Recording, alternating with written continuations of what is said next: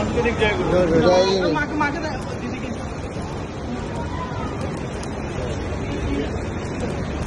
আমরা আগামী কয়েকদিন ঠাকুরকে নিয়ে আনন্দ করবো, যে যেখানে যেমন হয় পারে, ঠিক আছে? আমার এই বার্তাটা যেন সকলে পাই। আগামীকাল কয়েকদিন আমরা ঠাকুর কেন্দ্র করে আমরা নির্ভেজাল আনন্দ করবো আর ঠাকুরকে উপভোগ করবো। আমাদের চেতনায়, আমাদের অন্তরে আমরা আগামী কয়েকদিন ঠাকুরকে উপভোগ করবো। জয় গুরু। এই বার্তা যেন সকলে পায়।